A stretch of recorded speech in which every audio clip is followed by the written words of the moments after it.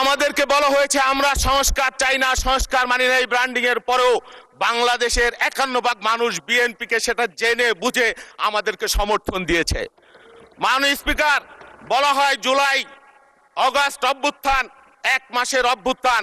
June মাসে শুরু হয়েছে, আপেল গাছের মতো আপেল গাছ লাগিয়েছি, আর অগাস্ট মাসে সেটা আপেল গাছে ফল ধরেছে, পেরেছি, খেয়েছি। বিষয়টা তা নয় মোটেও। দীর্ঘ 17 বছর অনেক অন্যায়, জুলুম, নির্যাতন, নিপীড়ন, আত্মত্যাগের মধ্য দিয়ে এই জুলাই অর্জিত হয়েছে।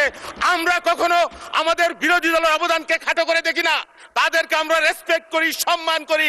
কিন্তু তারা কথায় কথায় এও বলে বিএনপিকে তারা নিশ্চিহ্ন করে দিবে।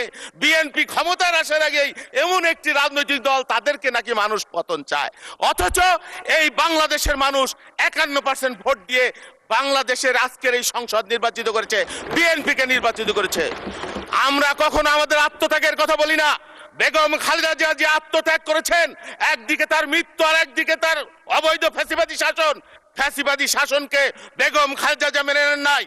ষড়যন্ত্র, আমরা নাকি গাদ্দার, বেঈমান, এই ষড়যন্ত্র শুরু হয়েছে বিএনপিকে মাইনাস করবার জন্য। অন 11 থেকে তার আগে শহীদ রাষ্ট্রপতি জিয়াউর রহমানকে হত্যার মধ্য দিয়ে ষড়যন্ত্র শুরু হয়েছিল বিএনপিকে নিশ্চিহ্ন করে দেবার জন্য।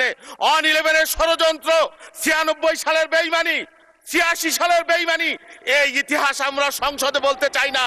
মাননীয় স্পিকার, এই যে 24 সালের 29 আগস্ট আমরা যখন পন্টলে লক্ষ লক্ষ মানুষ সমাবেশ করছিলাম, তখন আমাদের প্রিয় বন্ধুরা যারা আজকে আমাদেরকে গাদ্দার আর বেঈমান বলে, তারা সেদিন ফকিরাপুলে সন্ধ্যার আগে, মাগরিব আসরের নামাজের আগে শান্তিপূর্ণ সমাবেশ করে তারা চলে গিয়েছিল।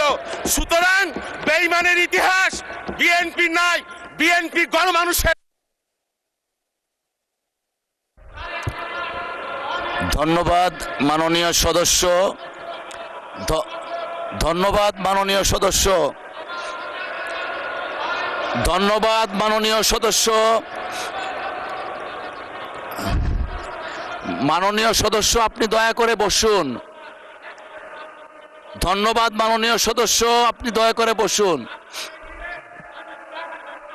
মাননীয় সদস্য,